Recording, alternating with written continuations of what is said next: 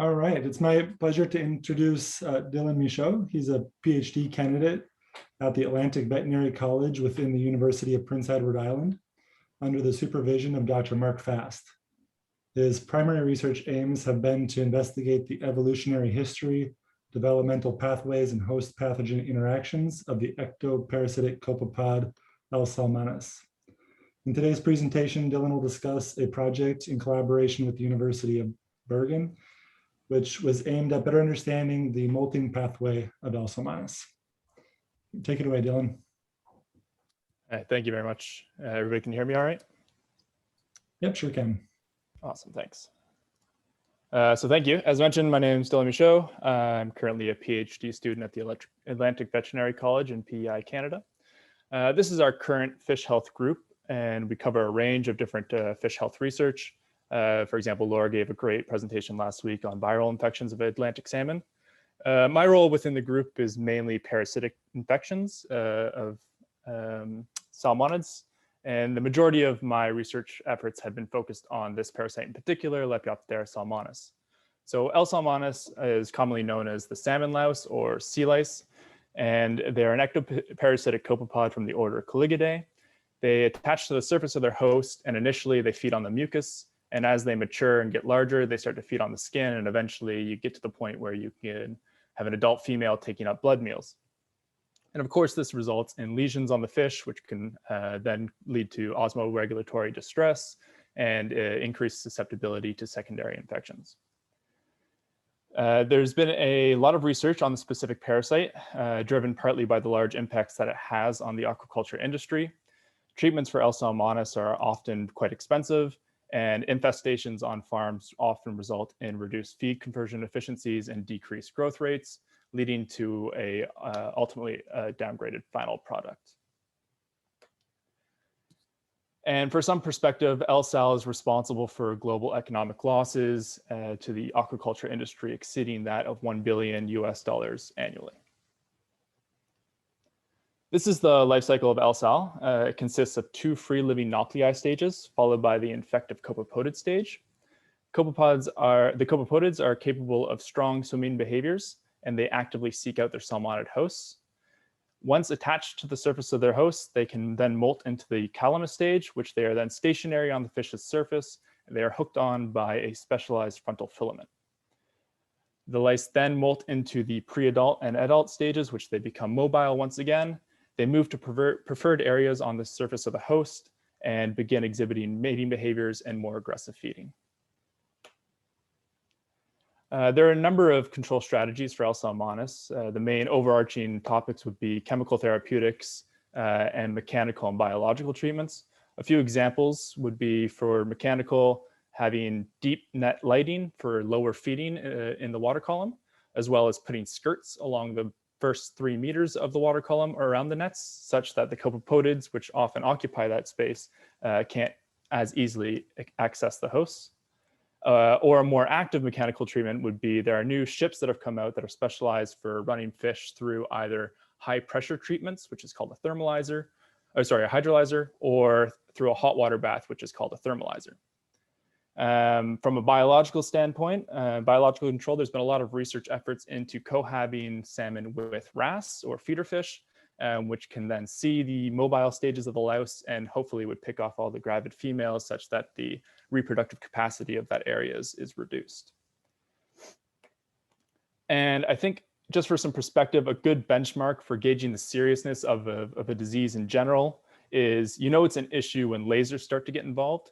So rather expensive imaging hardware and software have been engineered to identify lice on the surface of the salmon, and will actually pinpoint and shoot a laser at it to just ultimately destroy the lice, but it harmlessly reflects off the reflective scales of the fish. And then there are a number of chemical therapeutic choices. Here are some of the main compounds which have been used in Canada, either by immersion or in feed. Quite a few of them result in paralysis, some sort of paralysis of the louse. But what I'd like to point out is that resistance has developed for all of these compounds that are used to treat sea lice in their insecta, in terrestrial arthropods. So traditionally, these compounds have been used to treat arthropods in the terrestrial setting. and have been adapted for use in aquaculture. And the only chemical compound that does not have reported resistance in sea lice are benzylphenylureas, or BPUs. So BPUs are what are known as chitin synthesis inhibitors, or insect growth regulators, and they've been used to treat numerous arthropod pests in the past. And currently BPUs are administered in feed to salmon while they're still in the hatchery, such that they gain some protection from the developing stages of the louse when they move out to sea for a number of months. So before I joined Mark's lab, there was some work that had started investigating the transcriptomic impact of BPUs on L. salmonis, and this was done by Dr. Poli and then published in 2018. What he did was immerse the Copepodid stage of L. sal to 5 different concentrations of lufenuron, which is a BPU, and measured the transcriptomic response via microarray. While the overall perturbation of the transcriptome was relatively little in response to BPU treatment, there were a handful of transcripts related to chitin and chitin binding proteins, which were differentially expressed. Several of these transcripts were involved in the overall chitin synthesis pathway of D-melanic ester, such as glutamine fructose 6-phosphate aminotransferase, UDP, and acetylglucosamine phosphorylase. And then there were 3 putative chitin deacetylases, which had very strong transcriptomic responses to BPU. And so we identified, or Dr. Poli et al. Identified these orthologs along each step of the chitin synthesis pathway for D-melanic ester in L. salmonis. And the transcripts here that are highlighted in red were differentially expressed in L. salmonis to at least 1 concentration of BPU treatment, whether that be 30 part per billion to ranging all the way up to 1500 part per billion. And so for my contributions to these works were to follow up and investigate some of the transcripts which had been impacted by BPU treatments, as well as identify and characterize the role of various enzymes along the chitin synthesis pathway in L. salmonis, and to investigate this by utilizing RNA interference. We of course hypothesized that expression knockdown of chitin-related transcripts would lead to the disruption of the normal molting phenotype, resulting in inhibition of molting or deformations. And I was extremely fortunate to be a part of Mark's lab during this collaboration with the University of Bergen in Norway called the Cross-Atlantic Sea Lice Initiative. I was also additionally fortunate to be the only graduate student at the time working on L. salmonis, so I was kind of the only option they had to send. But this was a 3-week placement in Bergen to learn their optimized RNA interference methods for L. salmonis. So what is RNA interference in general? Simply put, it's a natural process in which exogenous or foreign double-stranded RNA is recognized by an enzyme known as dicer, which cleaves long double-stranded RNA into what are called short interfering RNAs. And these are about 21 base pair chunks. These short interfering RNAs then incorporate into a complex known as RISC, and they actively seek out mature messenger RNAs, which are complementary to the short interfering RNAs, and result in the ultimate degradation of that mRNA transcript. So as you can imagine, if you were to synthesize double-stranded RNA to a particular gene and introduce it to the lice, we could cause specific degradation of mRNA transcripts, and the reduction of that mRNA transcript would cause a subsequent reduction in the protein levels for that transcript. That's the idea behind it. So I developed double-stranded RNA for 9 different transcripts involved in the chitin synthesis pathway of L. salmonis. And those are 3 putative chitin deacetylases, chitin synthase 1, chitin synthase 2, a combo of chitin synthase 1 and 2, the phosphoacetylglucosamine mutase, glutamate fructose 6-phosphate aminotransferase, and UDP, acetylglucosamine phosphorylase. And we wanted to assess the phenotype of the lice when we had obviously introduced them to this double-stranded RNA and determine the impact of the louse's infectivity post-treatment. So the methodology for treating lice with double-stranded RNA is very straightforward, actually. The difficult part, however, is the timing. In order for double-stranded RNA to properly be taken up by the louse, it needs to be incubated while undergoing the molt from nuclei 1 to 2. And this typically occurs within 12 hours of hatching, dependent on the water temperature, of course. Additionally, you need a very robust hatching event to occur in order to get enough lice in general to get time-matched parallels throughout the study, because you don't want to have copepodids that hatched on day 1 and then compare with copepodids that hatched on day 2, because age would be a confounding factor at that point. This involves a lot of monitoring and praying that you get this robustine hatch event. But eventually, once you've got enough nuclei, you can then incubate them in the double-stranded RNA. And you do this for about 17 hours. And you confirm that they've all molted from N1 to N2 by making sure there's a 1-to-1 ratio of lyse to exuvia in the little incubation chamber you have. And this is actually just a lid of an Eppendorf tube. It's not very high tech in the end.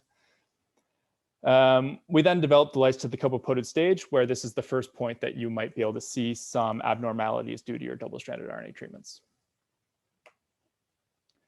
So here are some images of copepodids which were treated for each group. While at first glance, they may seem very similar to the control up here in the top left. There are a few treatments which had some very severe phenotypes associated with them.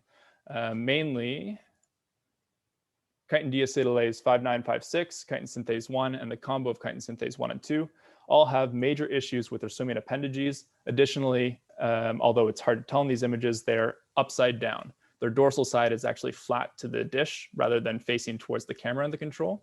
And their legs are stuck perpendicular to their body, facing upwards towards the camera as well. And I have some videos to show this a little bit more clearly. So first, I'll show you what a normal louse would looks like and what their swimming behavior, what you can expect from their swimming behavior. Note that they have a really strong swimming burst and they're very active. They like to swim around. They like to be in the water column almost at all times. And what's really important down at the bottom image here is that this is a very neat and uniform louse. Everything is tucked nice underneath the cephalothorax, and right here, I want to show all of the swimming appendages are able to nice and tightly pack underneath the posterior segment.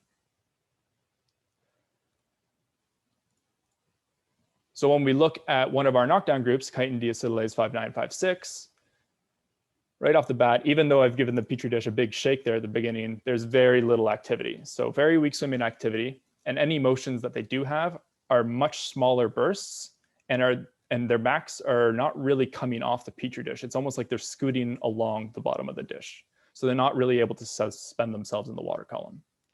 Additionally, they have a swollen or wider cephalothorax. And, oh, sorry, I had some audio going there. So as I mentioned in the images, this louse, its dorsal side is down on the Petri dish, and its legs, it's really, I tried to focus in and out here, but the legs are sticking up towards the camera and are not able to properly fold underneath this posterior segment.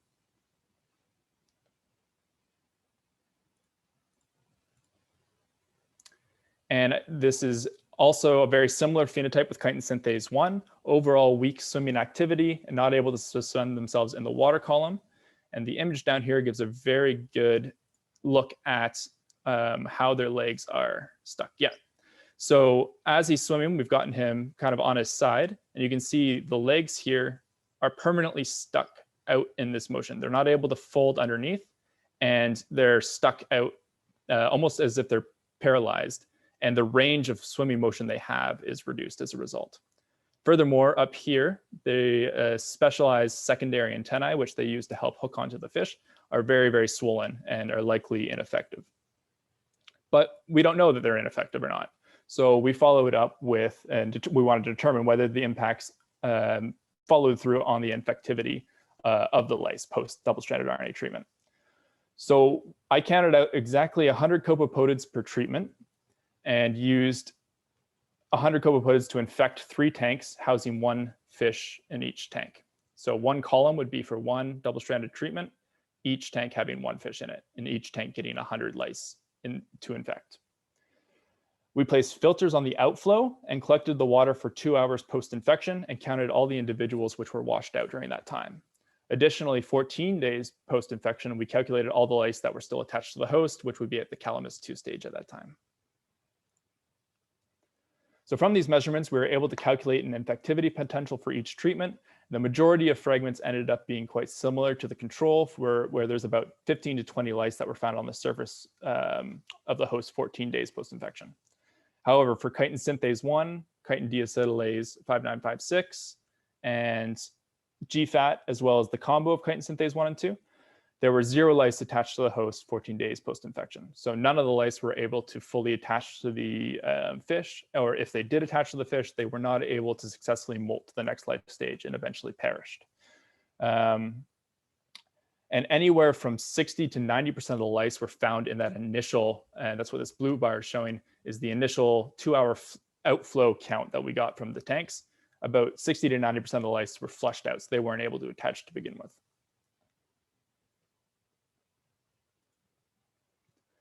So that's great. We found some really severe phenotypes in result of our double-stranded RNA treatments, but we need to confirm whether what we have said we have knocked down has actually been knocked down. And what we can measure this by using RT-qPCR, and found that most transcripts were quite heavily knocked down in response to our double-stranded RNA treatment. However, there's always a range that this can occur. So for example, double-stranded RNA for GFAT resulted in a 10-fold reduction of transcript level.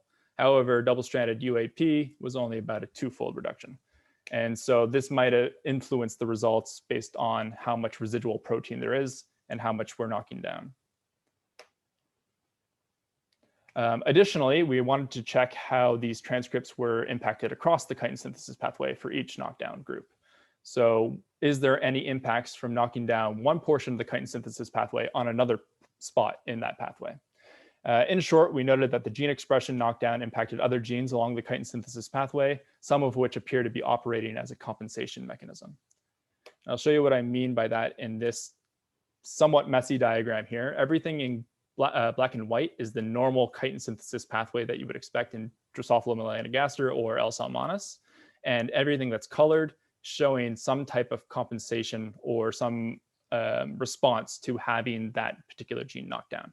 For example, when we knock down LS-GFAT, we're effectively knocking glucose out as a substrate for generating new chitin. So this whole pathway is cut off by reducing this conversion enzyme. And what happens is when we knock down LS-GFAT is we have a downregulation of chitin synthase 1, likely because there's less substrate to work with. But interestingly, we have an upregulation of chitinase. And chitinase is involved in the chitin degradation or chitin reutilization process, in which old chitin is broken down and repurposed to come back into the chitin synthesis pathway to be used as substrate for new chitin. And as you can imagine, if this is being upregulated, it comes in right where LS-GFAT would be producing a substrate if it was fully operational. So that shows a really strong compensation mechanism in response to the knockdown of this one particular gene. Lastly, we wanted to determine whether these CDAs were truly CDAs or not, as well as determine which groups they belong to. Each putative CDA grouped well with other CDAs across arthropoda, with the group 4 CDA being the one to produce a severe phenotype. And this is actually really interesting because group 4 CDAs don't usually cause a phenotype in knockdown studies with insects, such as the red flower beetle. And it's usually group 1 CDAs, which 2 of them were, in our case, that causes phenotypes, but in our case it didn't. So it was interesting that this group 4 is causing a phenotype when usually it's group 1.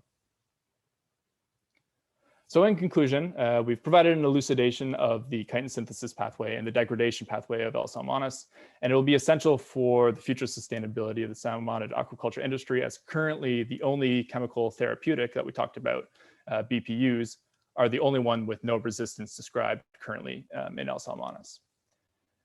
Furthermore, identification of the difference in the mode of action of BPUs between Insecta and Copepoda will be a benefit for resistance surveillance. For example, in insects, chitin synthase 1 has been proposed as the resistance mechanism of action in insects, and it shows that chitin synthase 1 has a differential expression response to BPUs, but in lice, it does not. So there's something that's different between the two pathways that are occurring in response to BPUs.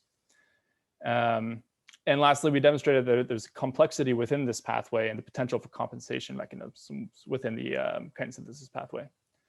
And this is my own personal note, is there's a wealth of research on Copepoda in general, and studies like these really can give a potential push for having L. salmonis as a novel copepod species model.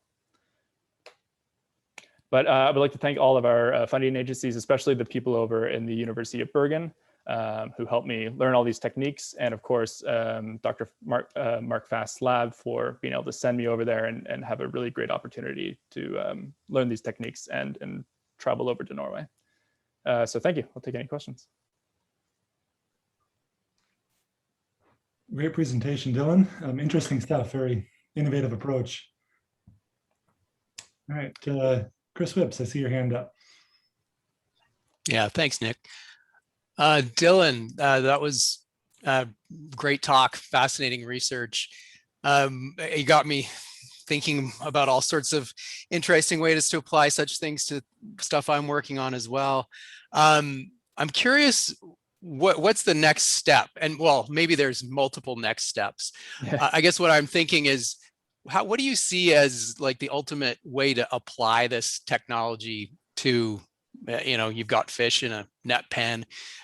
How do you see that working? Because in your experimental exposures, they were 17-hour exposures. Do you packaging the RNA? I mean, what sort of challenges are there down the road? Yeah, sure. And correct me if I'm wrong, but I don't think RNA interference would ever be used in terms of actual intervention with lice and in the net pens. I think it's purely a strong research tool, kind of the only real research tool we have to get a functional understanding of a transcript of interest. So I don't think that this necessarily would be applied in terms of a direct application to the net pens, but I think being able to understand where these functional, almost these critical functional points, because we saw there was multiple points in the chitin synthesis pathway that didn't have an effect on the louse's infectivity or whatnot.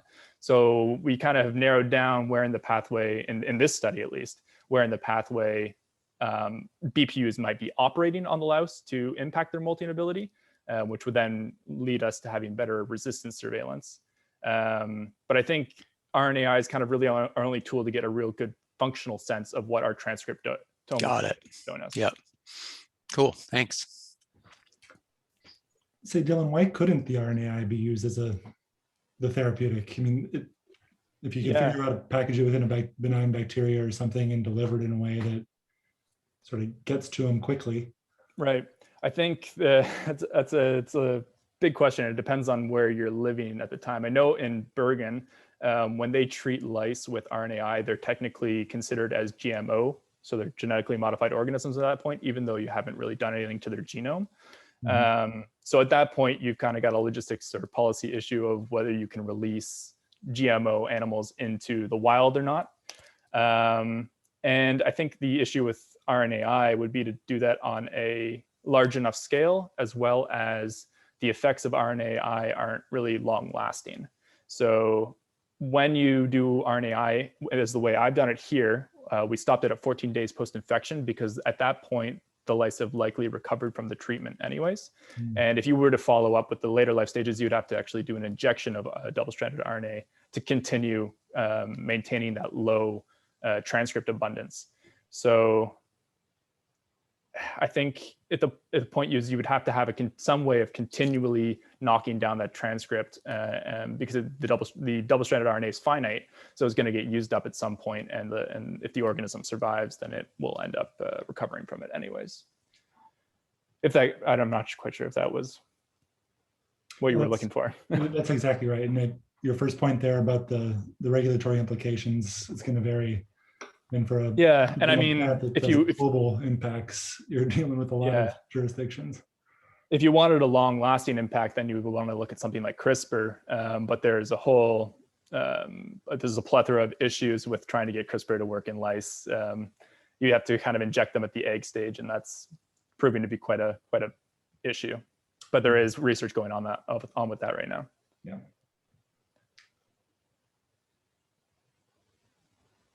Great. Any other? Okay, we got a.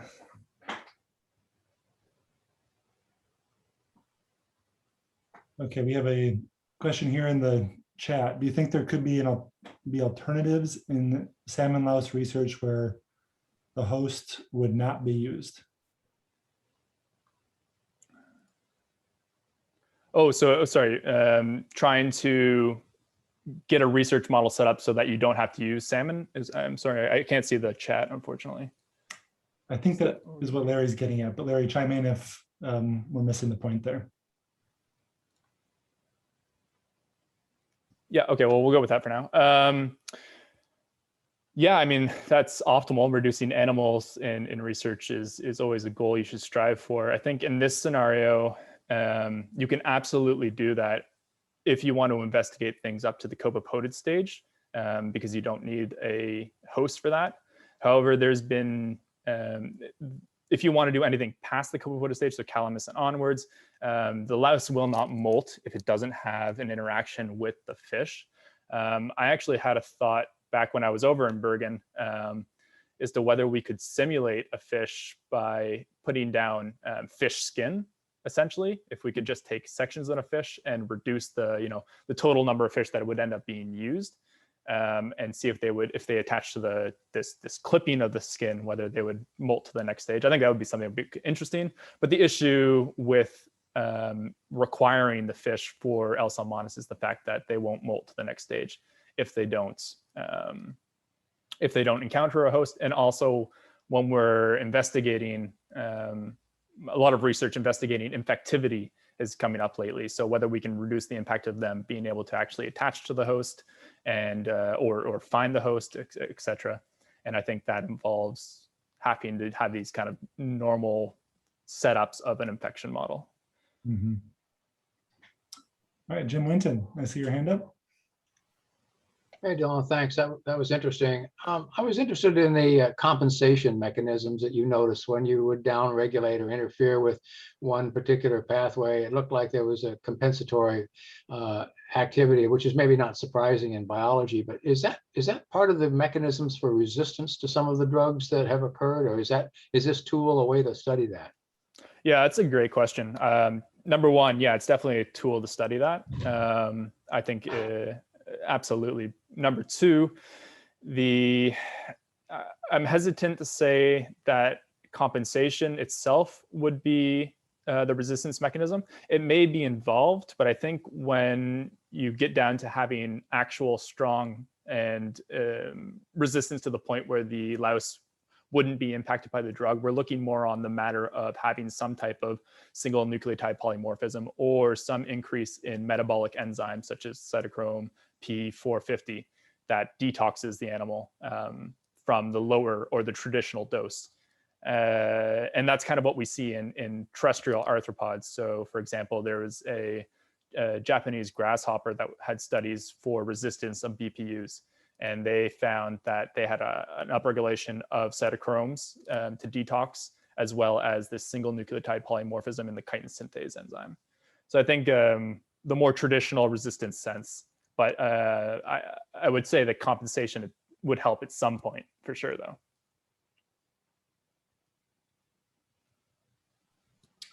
All right, we have another question in the chat here from Steve Backman. Instead of targeting molting, have you looked at reproduction? Yeah, absolutely. I think there's research that is coming up in the near future on that. But in terms of BPUs, we've done some pilot studies on the impact of BPU treatment on the egg strand production of the females. So whether you get some type of last-even response to fish that have been treated, not just at those developing stages, but the adults that are feeding on BPU. So I think absolutely, there's the chitin synthesis pathway initially will have to do with the reproductive output of the lice as well, but that's definitely something that's being looked into. Great. Any other questions out there? We got time for one more.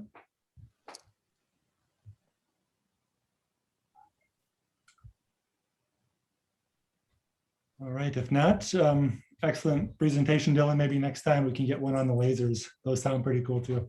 Yeah, absolutely. Thank you very much and have a good Friday, everyone.